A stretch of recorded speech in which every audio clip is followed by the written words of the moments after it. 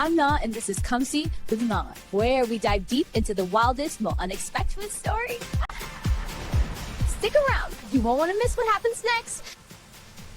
Today we're getting personal, spicy, and a little bit wild. I almost forgot to say what the podcast question is. What is the perfect question? Wow, that's how weird. It's a question about questions. What does that even mean? Okay, well, let me know what you think in the comments below. Oh, and you can ring my bell too if you want. Hi, I need to decide who I should talk with for my third podcast.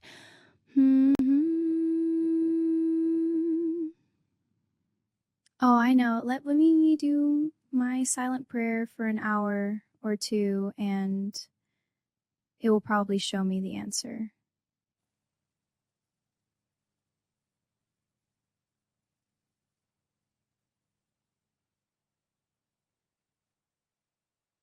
Hi everyone, check out this stone temple with this unusual entrance. Wow, it's a human brain. Come inside Naamah.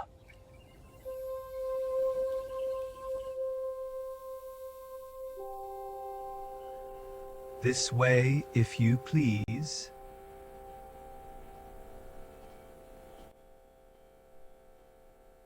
Do you see these symbols that live in this level of the unconscious mind? Yes. Childhood is critical. Critical?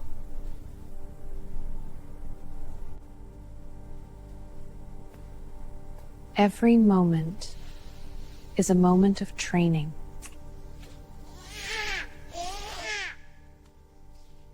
Is it training or conditioning? I want you to meet some people that can help to answer some of your questions.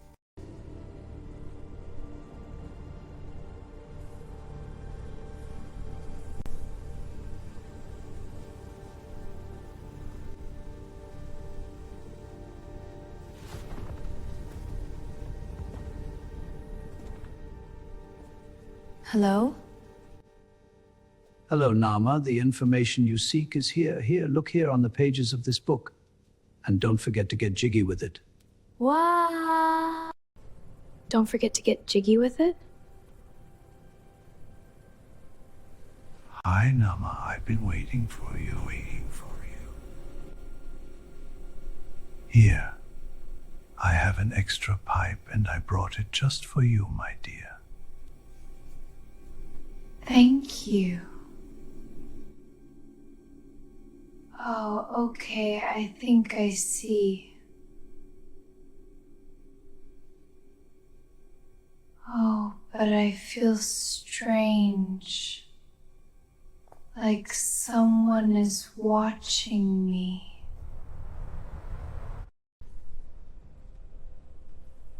Wow, what's that thing doing?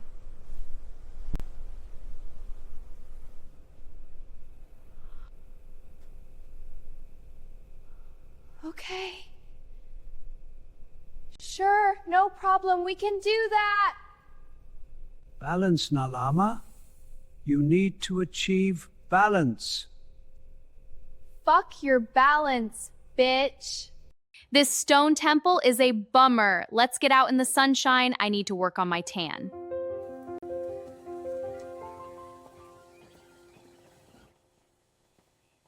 Switzerland, the year is 1933, and Marie-Louise von Franz is meeting Dr. Carl Jung for the first time. Okay. Why do I care? Oh, And why are you still here? I thought I left you behind. Okay, fine. I'll visit this Marie von Franz person.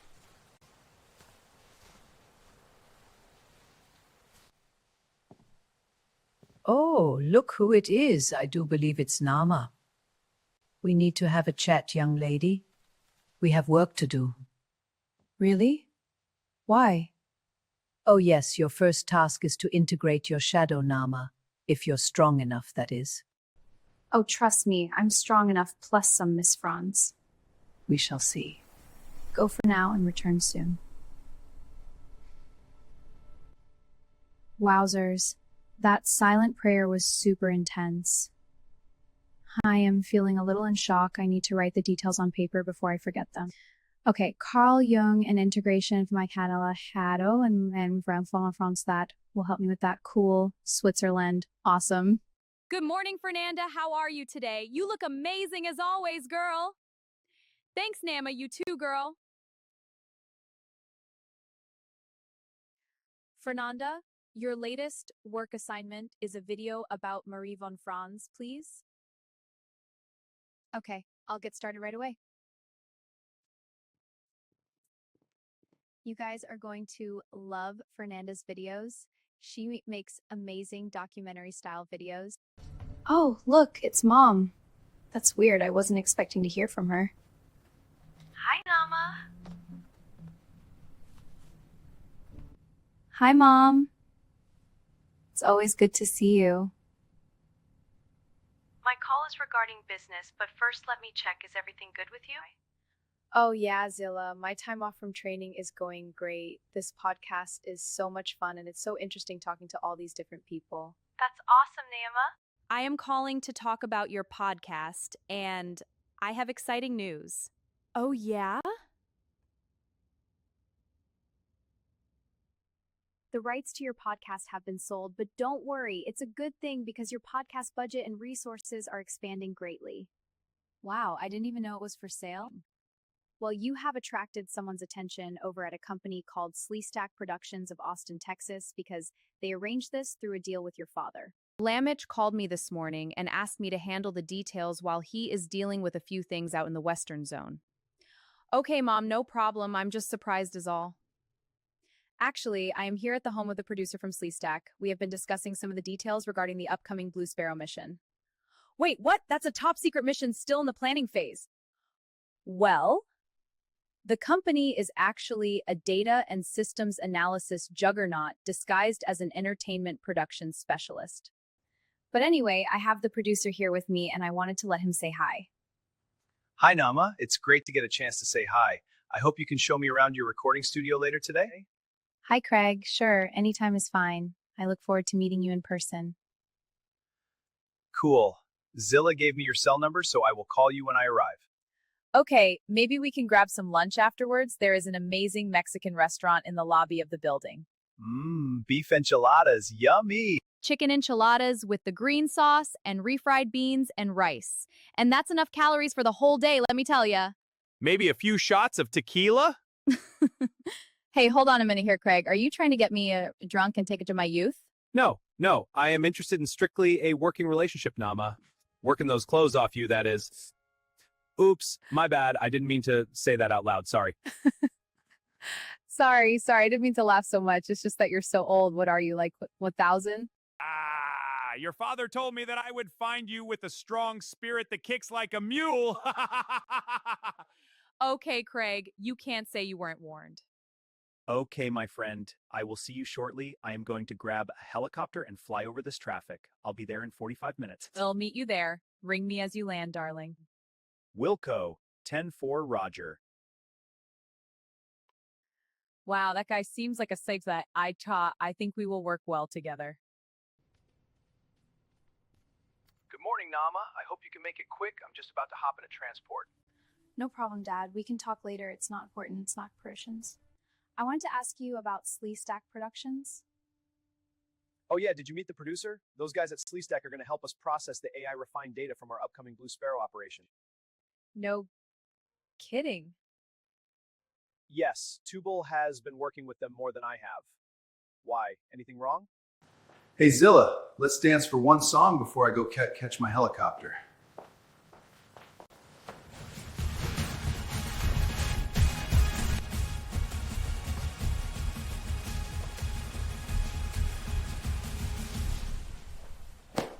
Wow, you're a beast, girl. I can fade. Yeah. Yeah, Sakita beers. You're the ones that's the beast, Craig.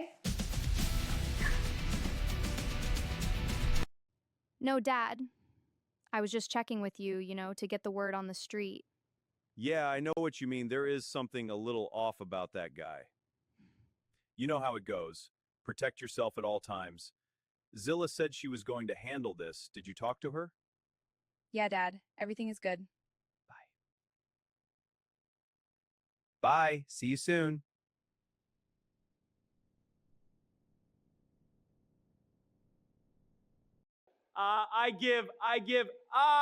Dang, you're strong, Zilla. What are you trying to do? Break my neck.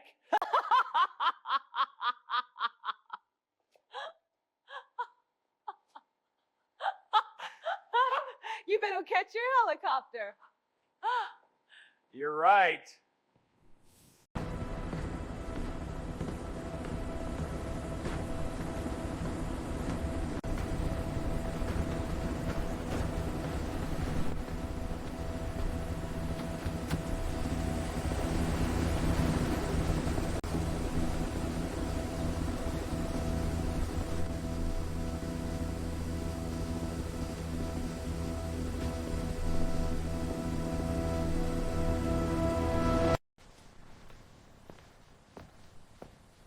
I'm good to go.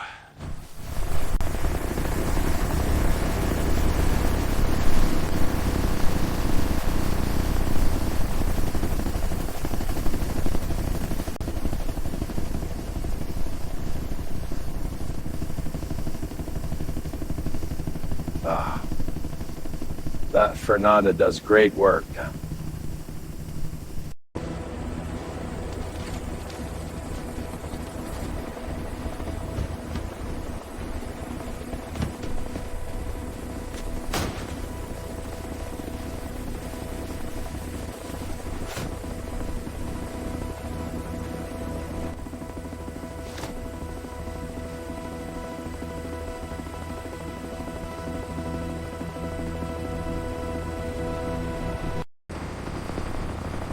Wow, that's amazing.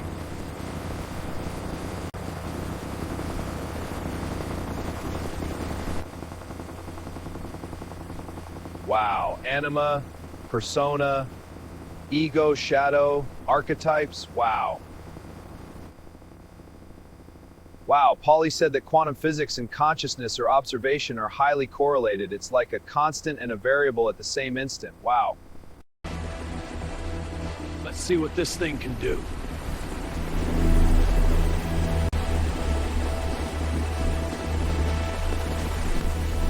Oh yeah, this baby has nice response.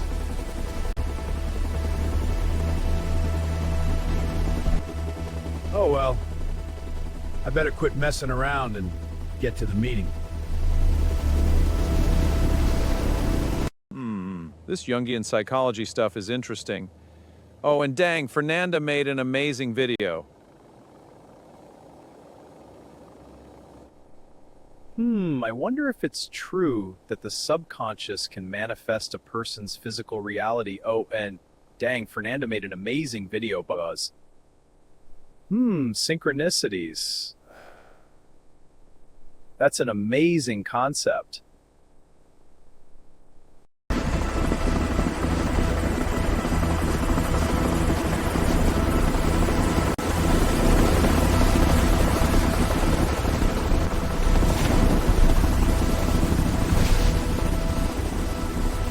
Let's check these missiles.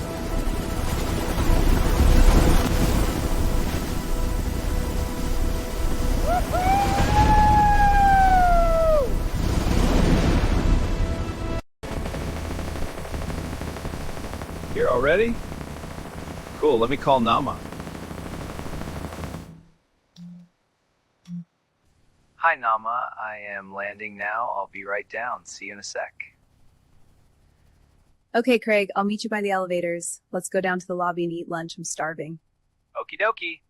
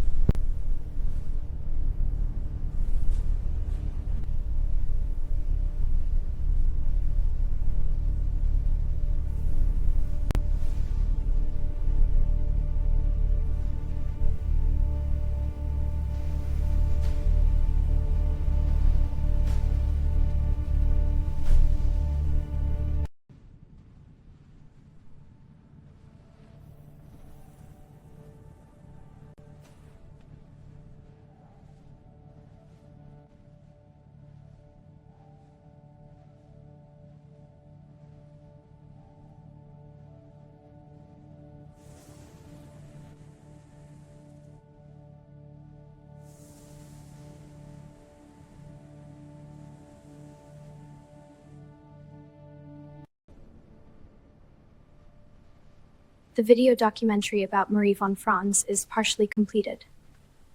Thank you. I'll review it now. Here you go, Naamah. The video documentary about Marie von Franz is partially completed.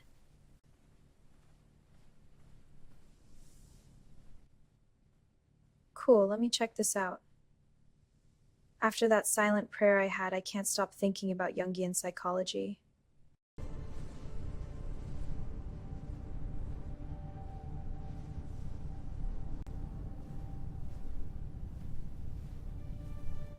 Hi, Naamah.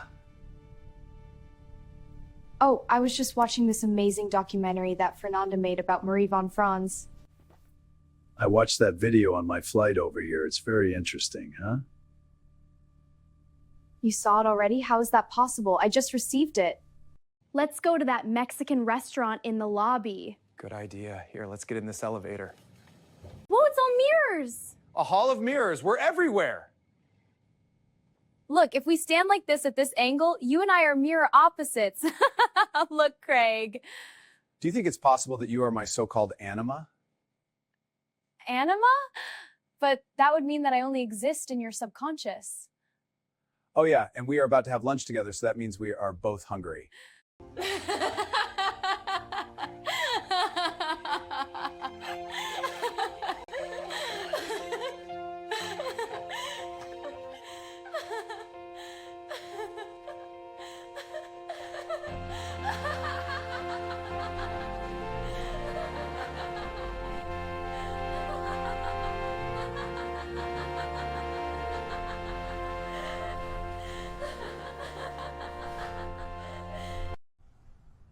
Let me rest here a minute and think about this. For some reason, I feel dizzy and tired.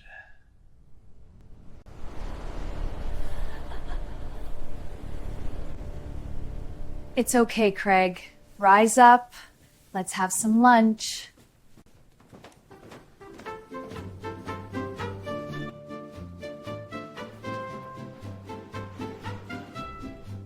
It's time for enchiladas! Woohoo! I got enchiladas! Hey folks, why don't you check out this video Fernanda made about Marie von Franz? It's amazing! It really is amazing!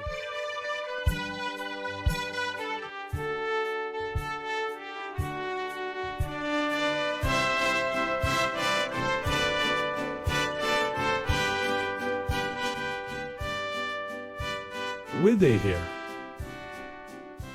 Well, hello there. My name is von Franz and I am honored to meet you.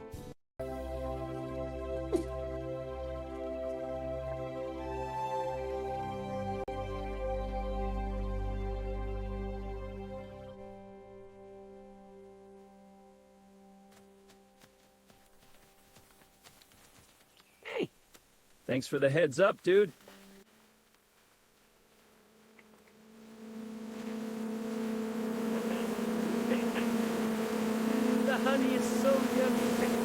Marie-Louise von Franz lived from 1915 to 1998 and was a preeminent German-born Swiss psychologist, widely considered the queen of Jungian psychology and Carl Jung's closest, most brilliant collaborator.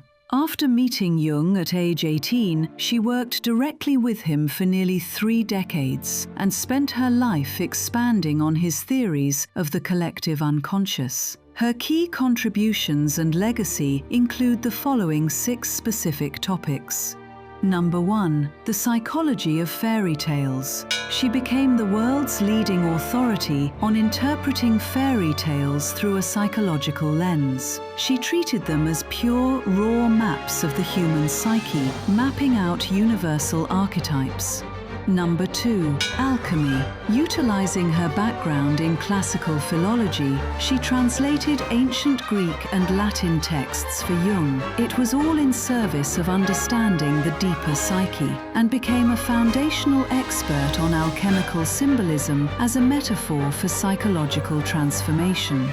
Number 3. Prolific dream analysis. An incredibly dedicated clinician, she is estimated to have analyzed over 65,000 dreams during her lifetime. Number 4. The Puer Aeternus. She famously defined the psychology of the Puer Aeternus, meaning eternal boy, exploring the modern phenomenon of individuals who age physically but remain emotionally stuck in a state of adolescent fantasy and avoidance of commitment. Number 5. Psyche and Matter. In her later years, she worked on the frontier of psychology and physics, collaborating with physicist Wolfgang Pauli. They explored the relationship between the unconscious, synchronicity, and quantum reality. Number 6. She co-founded the C.G. Jung Institute in Zurich, and von Franz authored over 20 highly influential books. Despite her immense expertise, she fiercely maintained that the goal of Jungian psychology was not to rigidly copy Jung, but to achieve your own unique individuation. Let's look deeper at her research, starting with the psychology of fairy tales. Fairy tales are the purest representation of the collective unconscious, functioning as an anatomy of the human psyche that offers blueprints for personal growth. Key findings highlight that stories often begin with a stagnant, sick king. This represents the rigid ego, and it requires guidance from natural, instinctive forces to achieve the final marriage of psychic wholeness. And this is helpful in the process of individuation. And to be clear, let's define individuation as the lifelong process of becoming the unique person you were truly meant to be by discovering and accepting your whole self. It is the psychological journey of uncovering your authentic identity, distinct from the expectations of your parents, society, or peers.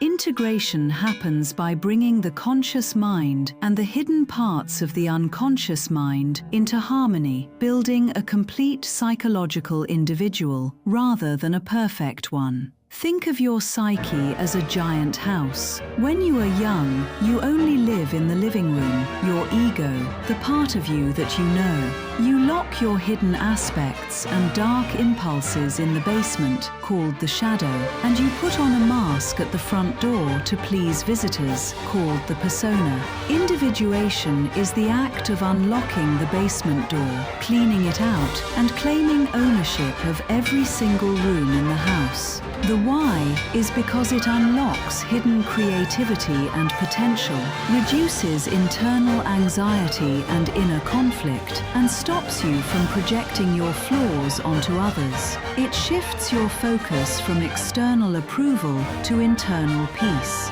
Let's return to fairy tales because they serve as a map for individuation. The data found in fairy tales allow us to see the raw anatomy of the collective unconscious. While myths contain specific cultural and political layers, fairy tales are the purest, most skeletal expressions of universal human psychic processes. Think of the characters as parts of a single mind. In von Franz's framework, every character, animal, and object in a fairy tale represents a different component of one single person's psyche trying to find balance. The sick king represents an outdated, rigid ego or a dominant societal belief system that has lost its vitality and is holding the psyche back. The young prince or hero represents the new conscious attitude or spark of potential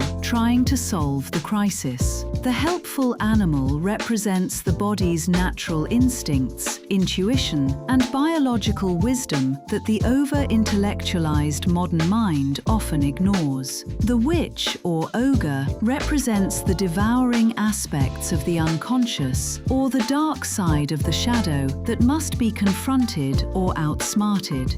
The universal four-step narrative arc. Most every fairy tale follows a psychological structure that mirrors the stages of human growth. Step 1. The lack or injury. The story opens with a crisis, such as a barren kingdom, a missing child, a curse. This mirrors the psychological breakdown or emptiness that forces a person to seek therapy or change. Step 2. The exposition. The hero enters an unknown, like a magical forest. This represents diving into the unconscious mind, where logic no longer applies. Step 3. The climax or battle. The hero faces an impossible task, riddle, or monster. This represents the painful, direct confrontation with one's own shadow or deep-seated trauma. Step 4. The final marriage or renewal. The story ends with a wedding and the crowning of a new king. In Jungian psychology, this is the ultimate symbol of individuation, the conscious and unconscious minds marrying together to create a unified, whole self. Von Franz suggested that you can use these stories as practical tools for self-discovery. Find the story that triggers you. Pay attention to the specific fairy tales that deeply unsettled or comforted you as a child. The themes in those stories usually map perfectly to your own psychological vulnerabilities. Identify your helpful animal. When you are stuck in life, look at how heroes survive in tales. They rarely win by raw strength. They win because they feed an old beggar or follow a talking fox. Cultivate those small, quiet, intuitive nudges in your daily life. Accept the descent. When life falls apart, realize you are in the dark forest stage of the narrative. Wholeness cannot be reached without navigating the chaotic unknown first. Marie-Louise von Franz's extensive research into alchemy centers on the idea that ancient and medieval chemists were not just experimenting with physical matter, but were unconsciously mapping out the inner transformation of the human psyche. Point 1. The stages of individuation as alchemical phases. Von Franz thoroughly demystified the specific chemical operations used by alchemists, demonstrating that they perfectly mirror the psychological stages of Jung's concept of individuation. Nigredo, aka the blackening, the initial phase of chaos, depression, and confrontation with the shadow. It represents the breakdown of the ego when forced to face hidden or painful aspects of oneself.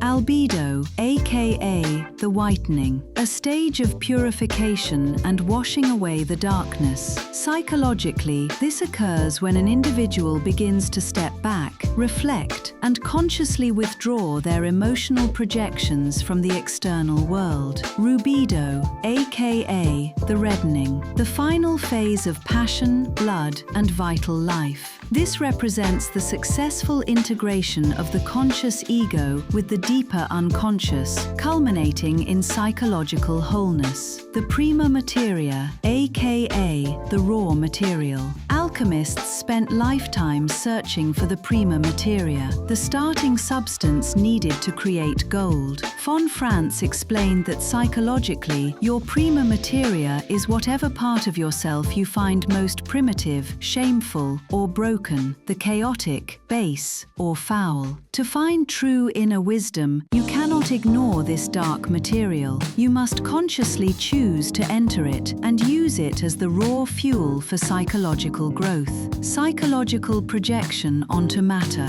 Before the age of rational science, alchemists viewed inorganic matter not as dead text, but as something mysterious, alive, and unknown. Because the physical world was a blank canvas, the alchemists unconsciously projected the archetypal contents of their own minds into their chemical retorts and beakers. Their colorful descriptions of chemical reactions were actually first-hand accounts of the autonomous movements of the collective unconscious. The lapis philosophorum, aka the philosopher's stone. The ultimate goal of alchemy was creating the philosopher's stone, which could turn lead into gold and grant immortality. In von Franz's psychological framework, the stone is a metaphor for the self, an indestructible, integrated psychic core that sits completely beyond internal conflict and ego illusions. Alchemical active imagination. Through her studies of the 16th century alchemist Gerhard Dorn, von Franz mapped out how old alchemical meditations laid the groundwork for modern clinical therapy. She outlined how to use active imagination to safely enter a waking meditative state, interact directly with unconscious symbols, and cook those psychological raw drives through conscious analysis until they evolve into spiritual insight. Her book, Alchemy, An Introduction to the Symbolism and the Psychology, is a must-read for a gal like Naamah. Von Franz's approach to dreams treats them as objective, living facts produced by nature, serving as the primary guide for psychological healing and inner growth. Dreams are the voice of nature. She rejected the idea that dreams are coded puzzles meant to deceive the dreamer, and insisted that dreams are pure, objective expressions of nature that tell the absolute psychological truth about a person's life. If a dream seems confusing, it is because humans have forgotten how to speak the raw, symbolic language of instinct. The dream structure and the story curve. She formalized a specific four-step structure to analyze how a dream unfolds, treating it like a classical drama. The exposition, the introduction of the dream setting, characters, and initial situation. The development. The plot thickens, tension builds, and a specific problem or conflict is introduced. The climax. The turning point or decisive shift where something unexpected happens. Lysis, the catastrophe or solution. The final outcome or result, showing the ultimate conclusion of the dream's message. The compensatory nature of dreams. Dreams act as a psychic balancing mechanism. If a person's conscious ego is overly arrogant, stubborn, or one-sided, the dream creator will produce images that humiliate, correct, or offer a wildly different perspective to restore psychological equilibrium. The shadow and the archetypal figures. She provided precise guidelines for identifying the different internal figures that appear in dreams, noting that they follow a specific developmental hierarchy. The shadow. Dream figures of the same sex as the dreamer usually represent repressed, ignored, or undeveloped traits. The anima or animus are contrasexual figures, such as a woman in a man's dream or a man in a woman's dream, that act as the bridge to the creative spirit and the deep unconscious. The self. Majestic or divine symbols like a wise old person, a geometric crystal, or a cosmic voice that represent supreme inner guidance. Dreams and the confrontation with death. She conducted groundbreaking research on the dreams of dying individuals, discovering that the unconscious does not fear death. The dreams of the dying look exactly like ancient alchemical or initiation rituals, preparing the psyche for a profound transformation and treating physical death as a birth into a new form of existence.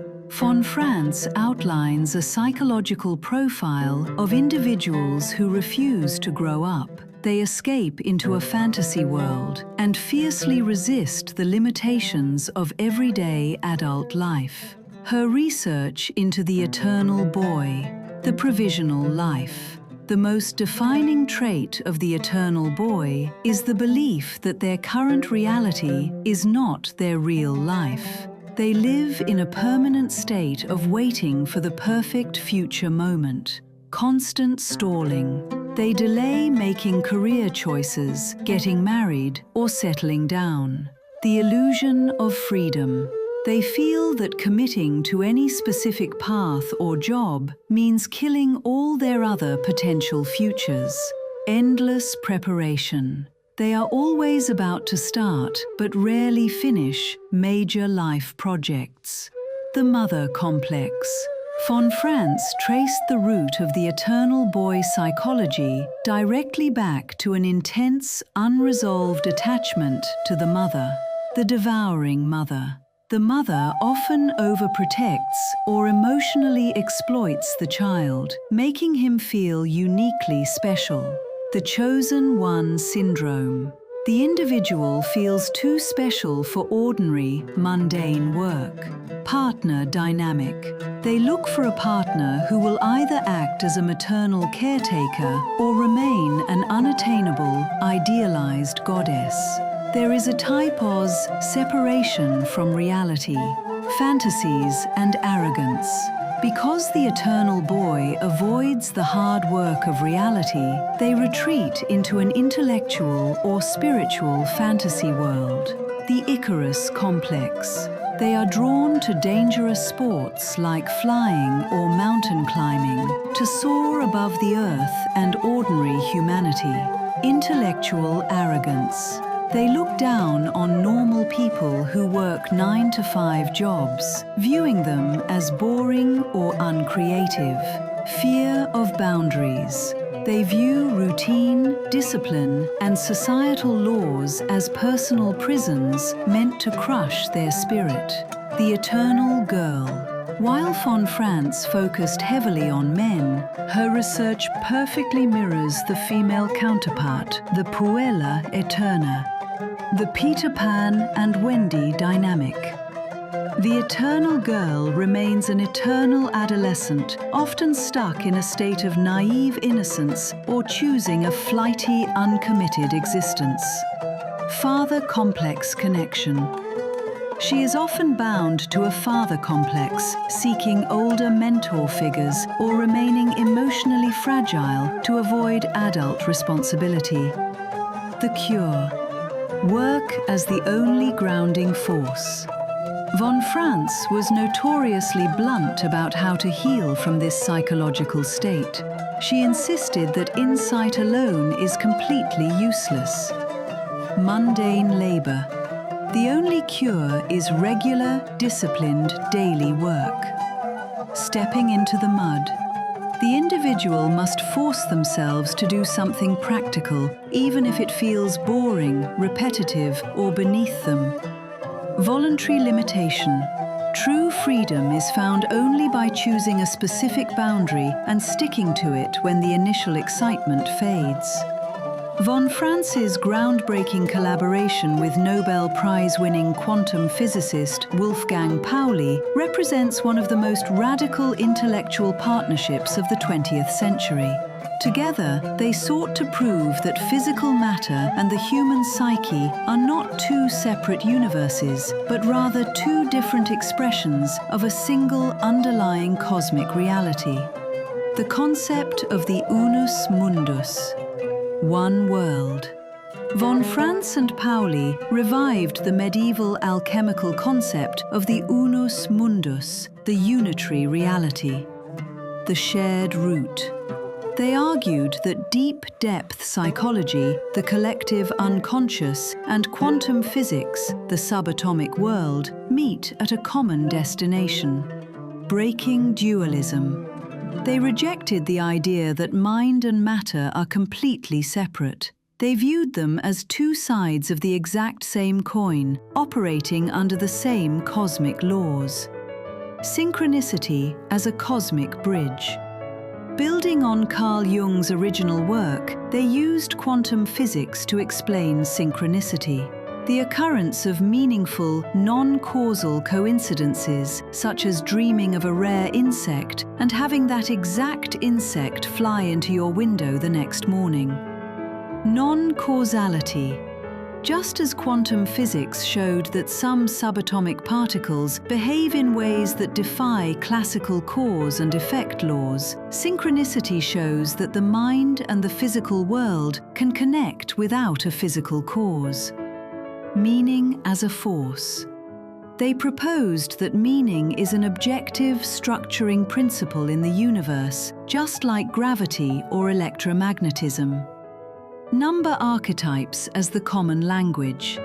To find a concrete bridge between mind and matter, von Franz focused intensely on the psychology of numbers. Pre-existent realities. She argued that numbers were not invented by human logic, they were discovered. The ultimate archetypes. She defined numbers as the most primitive, fundamental archetypes of the collective unconscious. The harmonizer. Because numbers rule the laws of physics, equations, and the laws of the mind, geometric mandalas and dream patterns, she believed mathematics was the literal language where psyche and matter synchronize. Cosmic symmetry and the Pauli effect. The collaboration itself was fueled by a bizarre physical phenomenon known as the Pauli effect. The strange tendency for delicate laboratory equipment to mysteriously break, explode, or malfunction whenever Wolfgang Pauli simply walked into a room. Psychokinetics. Von Franz analyzed this not as a joke, but as a legitimate, involuntary synchronicity where Pauli's intense, unexpressed inner psychological tension directly manifested as physical chaos in his immediate environment. The evolution of the archetype concept. Through physics, von Franz helped evolve the definition of a Jungian archetype, the psychoid archetype. She emphasized that archetypes are psychoid, meaning they are only partially psychological. At their deepest roots, archetypes leave the realm of the human mind entirely and stretch right down into the physical structure of organic and inorganic matter. Marie-Louise von Franz was a pivotal co-founder of the C.G. Jung Institute Zurich, which was established on April 24, 1948, as a non-profit training center for analytical psychology, shaping the core curriculum. As a core faculty member, she directly designed how future analysts were taught. She integrated specialized courses on fairy tale analysis and alchemical symbolism into the curriculum. This gave students the practical tools needed to map out the collective unconscious. A legendary training analyst. For several decades, von Franz served as a lead lecturer and training analyst at the Institute. She personally supervised clinical cases and mentored multiple generations of Jungian analysts, deeply embedding her strict focus on dreamwork and synchronicities into global clinical practice. Her relationship with the Institute is a fascinating study of institutional evolution. The early decades. She served as a foundational pillar, helping the Institute grow from a small postgraduate program into a world-renowned, crowded hub of depth psychology. The 1994 Schism. In her later years, she felt the Zurich Institute was drifting too far away from Jung's original raw teachings by letting Freudian concepts creep in. Consequently, she and a group of traditional analysts broke away to open their own independent research and training center for depth psychology. For those about to individuate, we salute you.